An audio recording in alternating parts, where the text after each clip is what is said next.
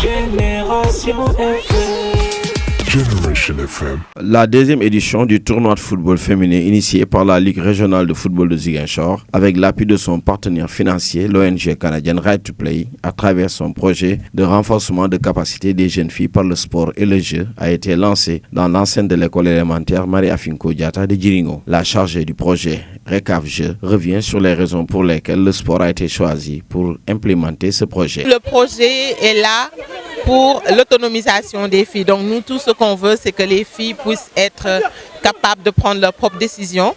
C'est pourquoi on est en train de les former, de leur donner des capacités, surtout par rapport aux compétences de vie, à savoir le leadership, l'estime de soi, la confiance en soi aussi, et surtout par rapport au leadership. Donc ce que nous voulons, et la prise de décision, excusez-moi. Donc ce que nous faisons, c'est que nous passons par le pouvoir du sport pour pouvoir leur donner ces compétences qui, on sait, sont des éléments majeurs quand on pratique du sport. Donc ça développe automatiquement ces trois compétences que j'ai énumérées tout à l'heure. Venu participer à ce lancement, le délégué de quartier de Périssac et par ailleurs secrétaire général du collectif des délégués de la commune de Ziguinchor estime que ce projet est doublement bénéfique pour les jeunes filles. Aujourd'hui, nous voudrions que les enfants au moins se retrouvent. C'est-à-dire comment, surtout les filles. Parce que souvent, quand il y a les associations là, ils pensent que les femmes pensent que vraiment on les a mis en rang. Donc, sur ce plan, pour une organisation de ce genre, je pense que franchement, c'est une satisfaction. Et vraiment, j'apprécie cela. Et même les délégués de quartier, quand on nous a parlé de ça, chacun a apprécié. Parce que c'est quand même très bon pour surtout les enfants. D'abord, ils vont avoir la santé.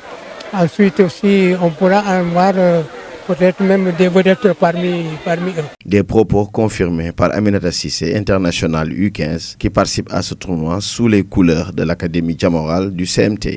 bëgg nañ ko jaar ñom ñi ñi jappalé dal lu ñu soxla ñom ñi koy défara té aussi ñi ngi leen di remercier ci lool. Manam ñi ñi conseil ci affaire jeunesse bi dal ak ñu yokku matériel entraînement. Ces équipes de football féminin participent à la deuxième édition du tournoi Right to Play. À l'issue des premiers 16e de finale, l'ASC Soukoupapa a battu Yamatogne par 4-0. CMT a battu Diatir 1-0 au tir au but, temps réglementaire, 1 but partout. Casamance Athletic Club a pris le meilleur sur ASC Djiringo par 1-0. Et ASC Kansala a pris le dessus sur ASC Dego au tir au but 3-2, temps réglementaire, 0 but partout. Les 4 autres matchs de 16e de finale se joueront ce samedi toujours au terrain de l'école élémentaire Marie-Afinko Diatta de Djiringo. Génération FM.